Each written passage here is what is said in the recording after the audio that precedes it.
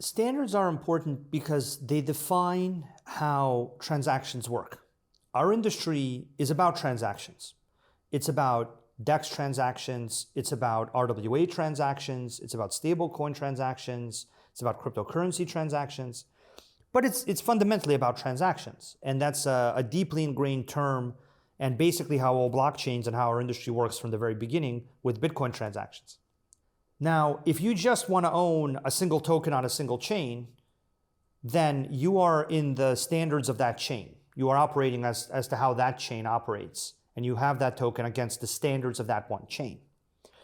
But the world we are in now is not where everything happens on a single chain. The world we are in now is one where transactions happen across chains. Transactions require critical inputs like data inputs, identity inputs, AI inputs. And if I'm going to trust that the transaction is going to work correctly, I need to evaluate not just how the transaction begins on my chain, but I need to evaluate how it's going to go and progress beyond my chain and how it's going to be related to all these other services and systems. Because if you can manipulate the data system, or you can manipulate the AI system, or you can manipulate the cross-chain system, then you can manipulate my transaction.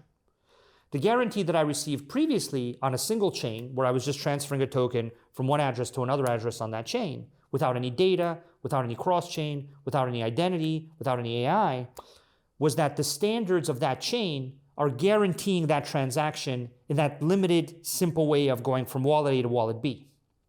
So those standards worked.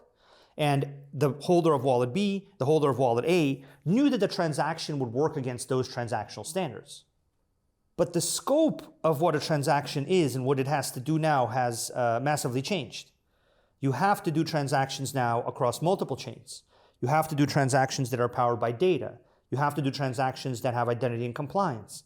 Some transactions require AI to be involved. And so now you need not just the standards of the 2 or 3 chains, but you need a standard to define how the transaction works across the chains in relation to the data source in a way that it isn't manipulated, in relation to the identity and compliance requirements in a way that they are met, and in relation to AI systems in ways that they are made useful and also immune to certain levels of manipulation. Because that is what is defined as the transaction now. And so what is that standard? What is the way that if I come to you and I say, I want to do a transaction, here's the terms, the financial terms. There's also a set of technical terms. Here's how I'm going to send you the token. Here's how we're going to agree on the price. Here's how I'm going to comply with your and my compliance requirements and identity requirements. Here's how we're going to include AI in this transaction in a way that doesn't have it manipulating anything, but has it adding value. And you will want to know that. You will want to know not just, what the financial terms are, but you will want to know what the implementation details are. But if there is a single global standard for how we do transactions, the Chainlink standard, the Chainlink set of standards, then you don't need to worry about that second part. You don't need to worry about how am I going to send you the token, because you and me are both on CCIP, the cross-chain interoperability protocol. You don't need to worry about how we're going to use data sources to value the asset, because we've both adopted the Chainlink data standards. You don't need to worry about how I'm going to prove my identity to you and how you're going to prove your identity to me, because we've adopted CCID and the Chainlink identity standards. And so this means that the conversation and the complexity that we have to go through to do a transaction just got reduced 75 to 90%. And all we have to do is do the last 10% where we agree with each other on what the terms of the transaction are.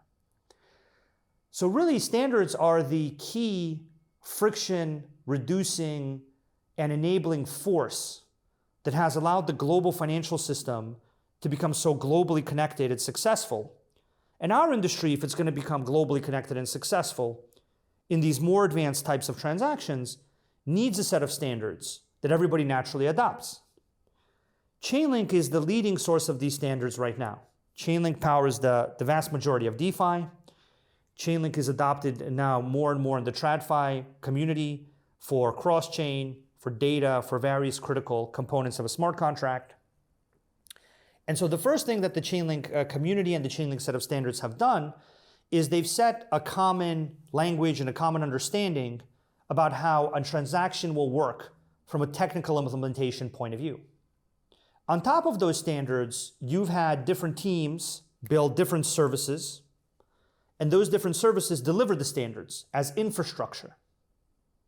And this is commonly known as the Chainlink platform, or different names of different Chainlink services, a Chainlink data service, or a Chainlink cross-chain service, or a Chainlink identity service. This is the expression of the standard in usable terms. But before we even decide to use a certain infrastructure, we have to agree on what the technical implementation details of our transaction are. And therefore, we need a standard. Otherwise, every transaction that is supposed to take place in our industry will become extremely costly.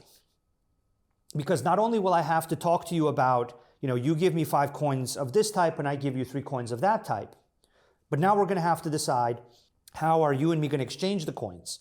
How am I going to prove who I am to you or you to me?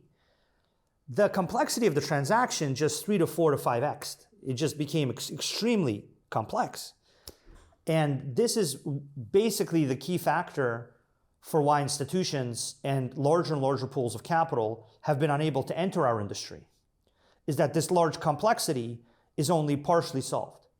So Chainlink's goal and the Chainlink community's goal should really be to create the standards that meet the requirements of how transactions work for a larger and larger set of counterparties and a larger set of pools of capital, to create the infrastructure that reliably delivers those standards in the best way possible, and to basically reduce the cost and complexity and friction for an advanced blockchain transaction.